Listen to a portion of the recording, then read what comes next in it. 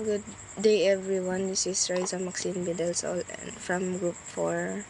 Our topic would be Part 3, Transformation Production Sectors to Generate More Quality Jobs and Competitive Products. Group 4 members are Loriega Fernalin, Gahuman Maria Flor, and me, Delsol Riza Maxine. So let's proceed with modernized agriculture and agribusiness. People recognize that the agriculture, forestry, and fisheries sectors fits into a larger agri-food system. The plan follows transformative ideas for this. These ideas includes addressing systematic problems in the sector. It uses a whole value chain approach. This approach sees products as closely tied to processing, marketing, consumption, and waste management. The idea also restores local food culture that helps build resiliency in agri-food systems. It empowers local farmers to plus. It connects production to consumer nutrition and environmental health. Another part opens more chances in blue economy. This leverage countries' big coastal marine resources. It also optimizes in maritime domain. So, as ang Philippines kasi, most talaga tayo sa agriculture, diba? Like, farming and all. And if you know how tariff works, yung tariff kasi, para siyang exports natin, tayo yung nag-export.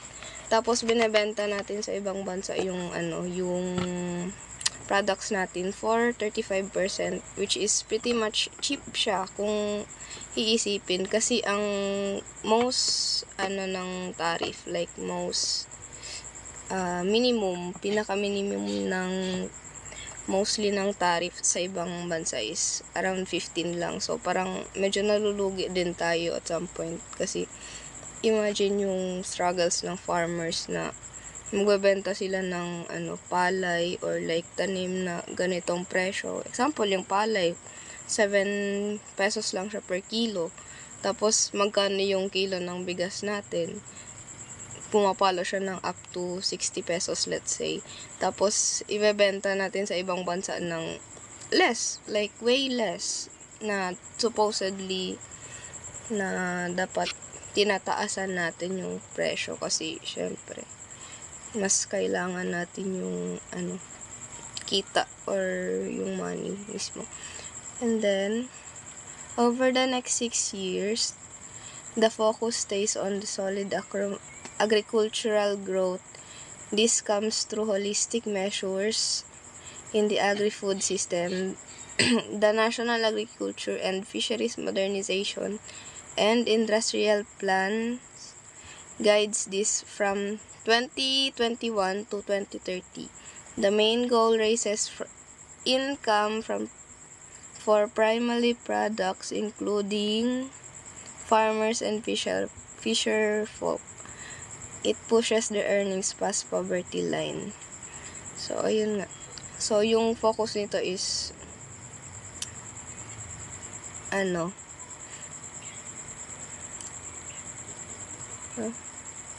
yung focus nito is, ayun, i-improve nga natin yung agriculture and agribusiness niya from 2021 to 2030. Para may din, parang hindi malugi yung farmers and fisher folks natin. Ayun, assessment and challenges. The current agri-food system really falls short in handling its main task. It struggles with creating solid income for everyone involving in the sector. That hits primary products the hardest. It also fails at keeping natural resources in sustainable shape. Plus, it does not do enough consumer health and nutrition. It even neglects building local food tradition. So, ayun nga. Ang struggle is mahirap siya gawan ng solid income for fisher folks and workers ng mga Filipino, kasi hindi masyadong natututukan yung consumer health natin, or like we don't really live up to the local food tradition. Then the country did make some headway in cutting down poverty before the pandemic hit.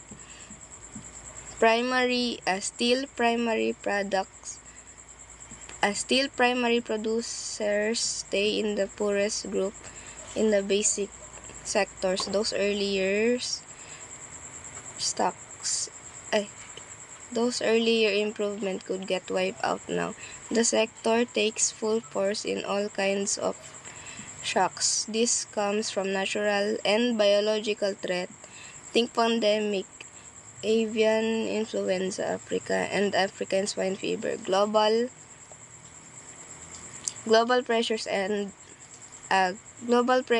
to the mess too. All this might drag down the sector weak economic showing from the last plan period. In the third quarter of 2022, AFF growth sat at just 0.8%. So, we all know na, di ba, medyo shaky na nga yung environment natin. Way before pandemic pa, and then pandemic happened, or like some influenza and stuff like African swine fever. Since namamatay yung mga alagang baboy, tapos na-infect sila, di syempre, di ba, hindi mo yun mabebenta talaga, kasi it could parang hindi siya consumable talaga sa for humans.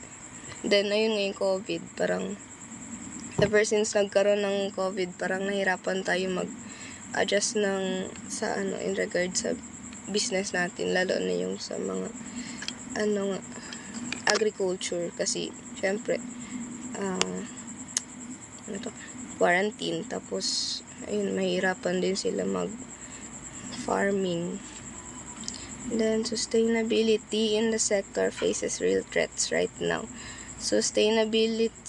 Unsustainable ways of farming and fishing were out of the resource base that covers land, coastal areas, and marine spots. These practices ramps up pollution, and even more shifting climates makes everything worse.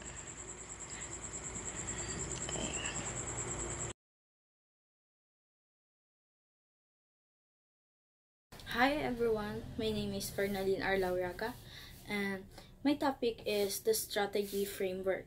So, the FLAN pursues a whole of society approach in modernizing agriculture and agribusiness, emphasizing the crucial role of both the government and private sector in enhancing the efficiency of AFF production, expanding access to markets and AFF base enterprises, and improving the resilience of value chains. This will be complemented with strategies to strengthen agriculture institutions that will be enable the modernization of the country's agriculture and agribusiness. So, ano nga ba yung strategy framework? So, noon kasi, yung strategy nila is the traditional farming practices with limited technology. So, limited lang sila sa mga technology, sa mga gamit na panggamit sa crops, ganyan, and less integration din. So, nahirapan sila sa pag-deliver and pagbenta ng mga crops nila. And hindi din siya sa ngayon, this year 2025, yung strategy framework nila about sa farming is ongoing efforts to modernize the agriculture through the help of government. So may tulong na silang na kukuha sa government initiatives and mga private sector, mga iba't ibang mayaman na tao na pwedeng makatulong ang makapagbigay ng mga technologies na magagamit upang mas mapadali yung pagkuha ng mga crops and ma-ship sa ibang bansa, and also they have the efficient production. So, mas na-expand pa yung market access nila sa pamamagitan ng tulong ng mga private sector na binigay nilang technologies na pwedeng magamit para mas mapadali ang pag-ani ng mga tinanim. So, and they have the resilient value chains na rin because mas madali na kasi nilang makuha ang mga naitanim nila at maibahagi sa ibang bansa. And also, yung difference naman nito sa dati at ngayon, so yung noon, they characterized by lower efficiency, limited market access for farmers, and vulnerability to external shocks. Like for example, na kapag may mga ulan, ganyan, malakas na, or mga init, syempre masisira yung mga tanim mo. So, isa na yan sa climate change. Yung climate change sa bago-bago. Like, tag-ulan. So, tag-ulan, yung iba matutuyo yung mga naitanim. Yung iba naman, mamamatay. So, just for example of this, they have the small-scale farmers noon. They rely on the manual labor lang. So, kapag umuulan, masaya na sila kasi nakakatulong ito para mas madaling tumubo yung mga naitanim nila. And selling produce locally with the little access lang. So, maliit lang yung access nila. Like, walang ibang mga markets na mas malaki yung kita talaga. So, ngayon naman, yung difference niya is yung technology nila is a long introduced infrastructure na. They improving and collaborations are forming to enhance productivity and market reach. So, makukuha na nila yung mga pag-improve ng technology. Kasi may mga technology na silang magagamit at makukuha nila yung mga productivity na mas mataas yung kita nila. So, their most high adoption of technology na din. Kasi nga, they have the private sector na rin, and they have the private sector partnerships and stable agricultural and an economy capable of withstanding of challenges. So, just for example of this naman, sa ngayon, this year, 2025, so, widespread use of precision of farming techniques, like drones.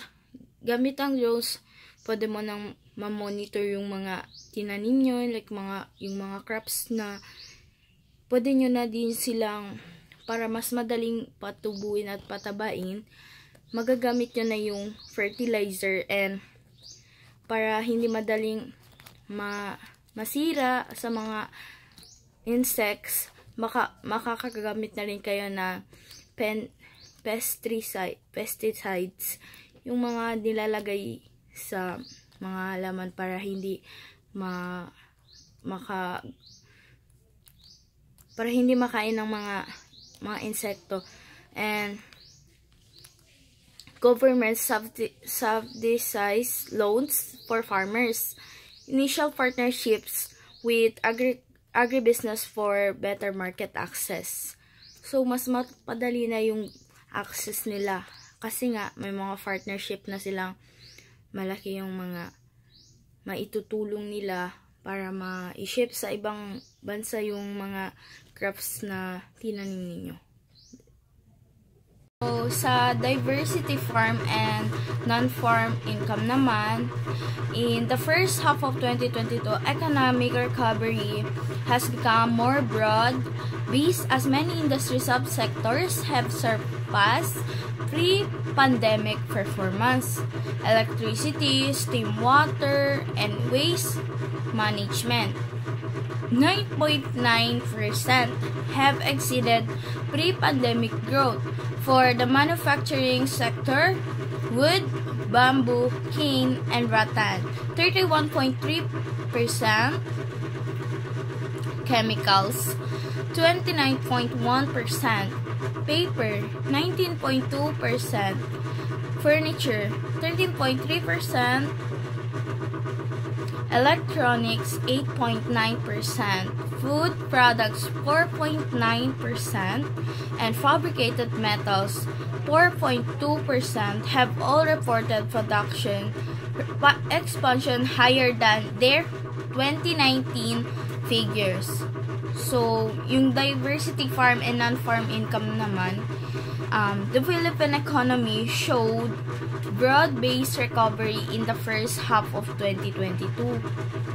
And with the several industry subsectors suppressing pre-pandemic performance.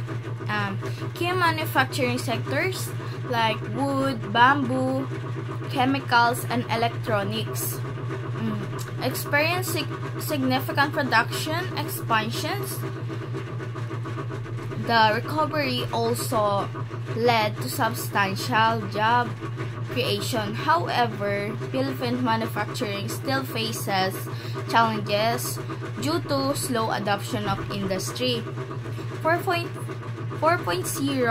technologies. Despite these challenges, some sectors are exploring modern technologies like AI, indicating a positive outlook for future technological advancement. So, yung time ng COVID, syempre modular yung mga students. Mostly dito sa atin, ang AI lang yung mostly na natulungan tayo sa yung time na nagkaroon ng pandemic. So, into modular lang tayo.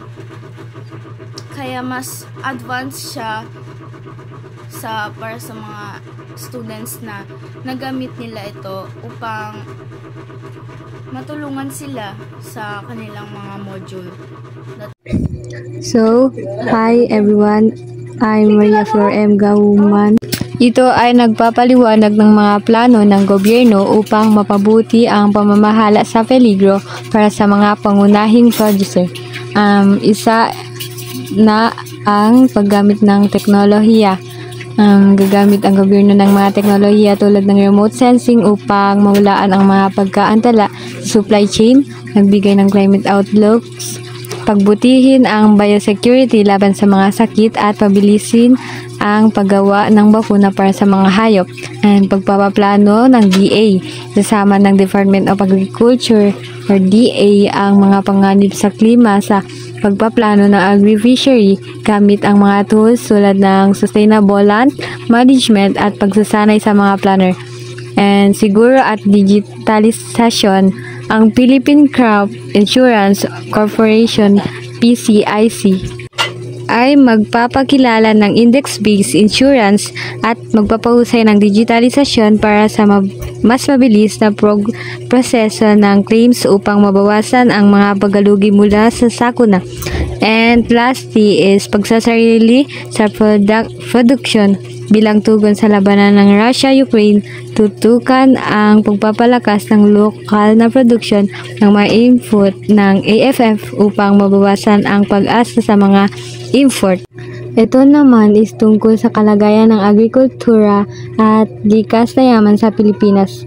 Ang pangunahing problema, ang lupa at yamang tubig sa Pilipinas ay apektado ng agricultural runoff at hindi napapanatiling paraan ng pagsasaka na nakakasira sa kalidad ng lupa sa halos 1.9 million hectares.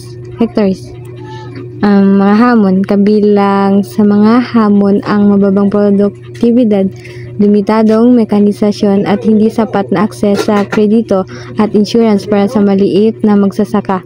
Solusyon ng gobyerno. Gagamit ang gobyerno ng teknolohiya para mag-forecast ng mga abala, mapahusay ang biosecurity at maisama ang mga panganib sa klima sa pagpaplano. And lastly is insurance at production. Ipinatutupad ng Philippine Crop Insurance Corporation ang index-based insurance at digitalization ng claims habang sinisikap na mapataas ang lokal na produksyon ng agricultural inputs dahil sa Russia-Ukraine conflict. Revitalize industry. To revitalize industry sector, focus will be on expanding the domestic market and supplier base, advancing of the value chain, and strengthening intersectoral linkages. Key outcomes to be pursued include increased domestic production, improved competitiveness, a dynamic industry ecosystem, and enhanced accessibility for micro, small, and medium enterprises to science, technology, and innovation. Challenges associated with these initiatives be will also be addressed during the plan period. So sa revitalized industry naman, nakapokus lang siya sa pag-expand ng domestic market at sa mga supplier, and ina-advance din nito yung mga value chain at giving this strengthening of their linkages tsaka yung mga outcomes na ini-increase ng domestic mga product, improve din yung mga competitiveness like sa mga ibang industry rin, and also the industry ecosystem, ina-enhance na yung micro, small, and medium enterprises to science na kasali sa technology. And also, they challenges the other industry to initiative will be also addressed during the plan period. Assessment and challenges. Before the COVID-19 pandemic, the Philippines experienced industry growth at an average of 6.4% annually from 2010 to 2019, driven by construction 10.0%, electricity and waste management 5.7%, and manufacturing 5.6%. However, the pandemic reversed this trend, leading to a 13.1% contraction in the industry, with construction declining by 25.5% and mining by 18.6%. Despite these challenges, pharmaceutical manufacture grew by 5.8% during 2019 to 2020, and the electricity and waste management sector saw only a minimal decline of 0.4%. So, bago dumating yung COVID-19 pandemic, yung Philippines ay nag-experience na ng industry growth. So, nagkaroon siya ng average na 6.4% nung year 2010 to 2019. So, ito yung nag-drive to construction na to electricity and waste management. Mas tumaas yung percent nung bago pa nagkaroon ng pandemic. Then, yung pandemic naman, ni-reverse niya yung trend nito, leading to a mas tumaas pa yung construction industry na na-decline na percent na 25.5%. And kasali na yung mining dito na nasa 18.6%. Despite these challenges in pandemic, yung kahit lahat ng gastos ng manufacturer umakyat sa 5.8% during 2019 to 2020. And alam naman natin during COVID-19 nahirapan tayo sa mga bilihin. Lalo na yung gamot. Kasi nga, Yung iba nagkakasakit na rin. Yung iba walang makuhanan ng pera. So, kaya mas tumaas din yung bayarin ng mga electricity. And also, kailangan magstay na lang sa bahay para hindi na mahawa sa COVID-19. Dahil ito yung pinaka-serious COVID disease na virus na napunta sa Philippines. And ito din yung nag-cause kaya naging through modular na lang yung mga student. Strategies. Outcome 1. Domestic market production and supplier base expanded. So, an integrated industrial policy approach is essential for expanding domestic production and supplier capacity, promoting inclusive and sustainable growth. Key strategies including enhancing regional business matching activities, intensifying support for domestic market industries, and providing target incentive for labor-intensive businesses. The Department of Trade and Industry (DTI) Negosyo Center will facilitate partnership between MSMEs and large enterprises while the government will assist linking value chains and supporting local manufacturers against import competition through trades, fairs, and marketing programs. Shared Service Facilities (SSF) program will also improve for industries outside the National Capital Region. So as I've said earlier, kasi diba yung tariffs nga natin medyo mataas. I mean, consider na mura yun siya kasi 35%, not siya 15%. So ayun. So ang gagawin ata nila ngayon dito is parang I think tataasan nila or ilo-lower nila yung imports kasi syempre import tayo ng import, tapos paano naman yung mga products natin for syempre dito sa country natin, 'di ba? Parang import tayo ng import, tapos tayo mismo yung nauubusan ng parang products ng sarili natin ba. Ganun, like rice, magkano ang rice? Tapos usually yung fruits din natin parang ini-import din nila yan. Ayun, tapos targeted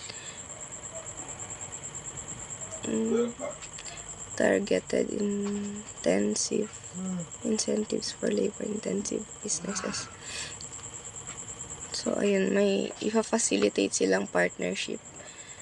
Tapos, ayun, i-work out nila yung regarding sa imports. That's one of the strategies. And then, outcome 2, moving the value chain achieved.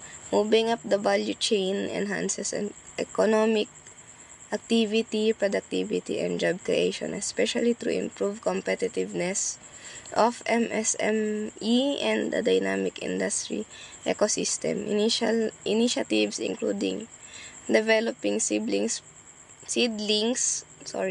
production for biofuels, addressing industry supply chain gaps via a manufacturing roadmap, using sustainable materials, and establishing supply hubs in the furniture manufacturing. Improving logistics and transports will facilitate efficient regional supplies value chain while lowering energy costs. Promoting renewable energy sources crucial for revitalization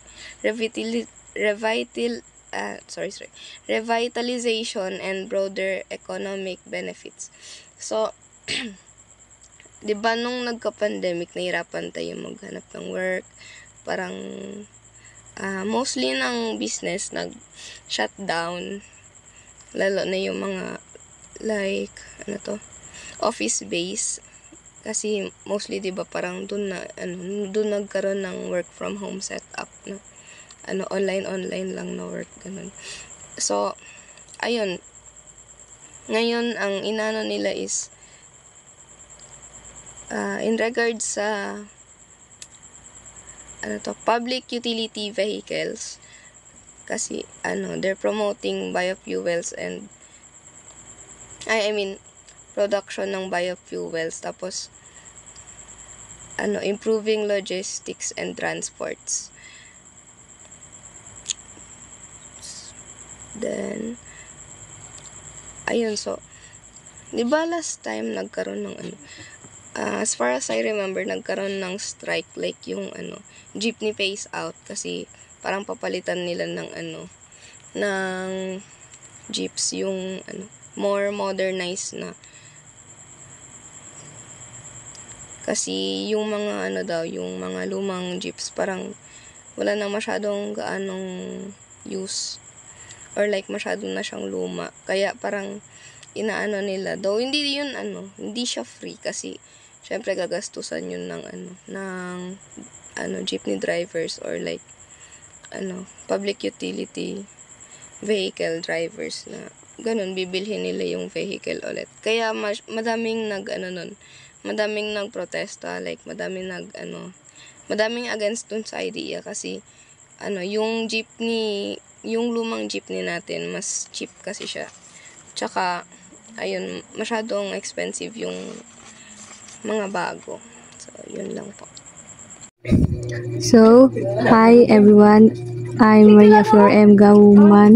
Ito ay nagpapaliwanag ng mga plano ng gobyerno upang mapabuti ang pamamahala sa peligro para sa mga pangunahing producer.